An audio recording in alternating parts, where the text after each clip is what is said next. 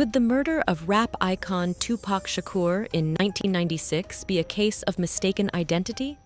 What if the alleged shooter, Orlando Anderson, wasn't the one who pulled the trigger? Fox 5 recently delved into the evidence presented to a grand jury to charge a Henderson man with murder.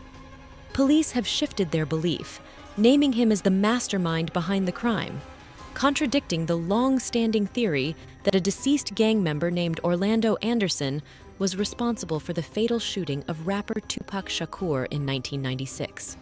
Shockingly, documents from the Clark County grand jury transcript tell a different story, implicating Diddy, the founder of Bad Boy Entertainment. According to media reports, Denvonta Lee, associated with the Southside Compton Crips, alleges that it was DeAndre Smith, also from the Southside, who pulled the trigger that fateful night. Lee claims they all acted under Diddy's instructions. Anderson and Smith were reportedly in a white Cadillac with Terrence Brown and Dwayne "Keffe D. Davis on the night of the shooting in September 1996. While it's a known fact that the white Cadillac approached the BMW carrying Tupac and Suge Knight, conventional wisdom pointed to Anderson as the shooter. However, during Lee's grand jury testimony, he asserted that it was Smith who fired the shots. Lee recalled Smith saying that Davis handed a gun to Anderson. As the Cadillac neared the BMW, Anderson apparently didn't have a clear shot at Tupac, so Smith volunteered to take the gun, stating, "I'll do it, he's on my side." Lee suggested that the shooting was in retaliation for an earlier fight at the MGM Grand Hotel in Las Vegas.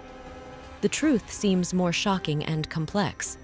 In the midst of the chaos that erupted at a Las Vegas hotel, members of Tupac Shakur's crew and security team unleashed their fury on Orlando Anderson, punching him in the lobby. Little did they know that this seemingly isolated incident would set in motion a chain of events, leading to Tupac's retaliation shooting and eventual death. Metro homicide investigator Jason Johansson dropped this bombshell during a recent news conference, reshaping the narrative of Tupac's murder.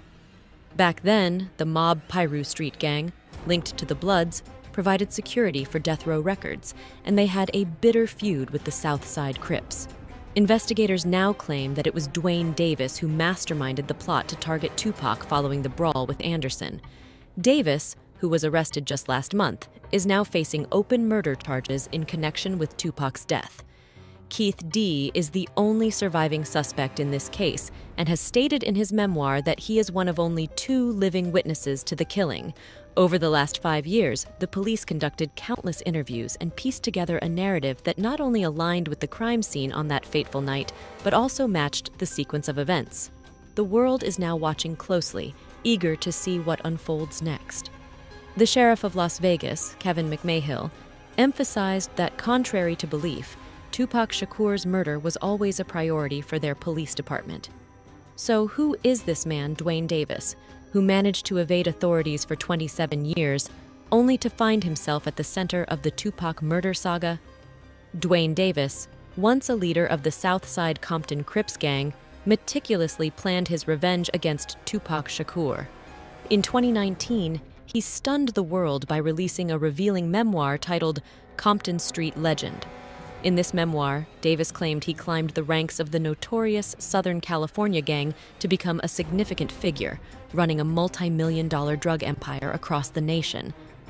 Davis's association with Death Row Records CEO Marion Suge Knight began when he was just 9 years old.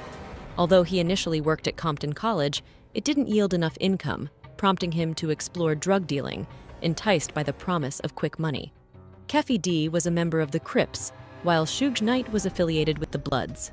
This rivalry makes it plausible that Diddy might have exploited these tensions to his advantage. Tupac Shakur, although not a member of the Bloods or Crips, had affiliations with both gangs due to his involvement with Suge Knight and Death Row Records. Suge was connected to the mob Piru Bloods.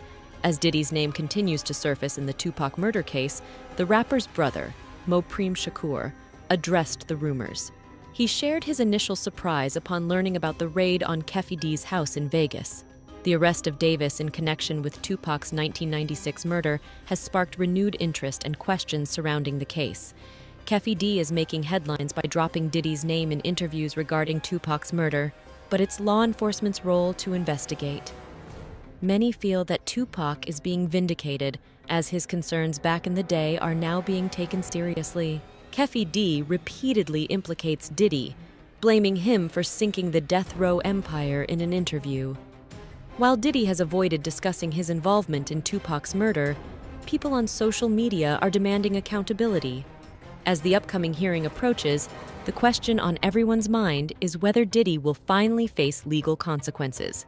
Fans and netizens are raising tough questions and demanding justice, but only time will tell how this story will unfold.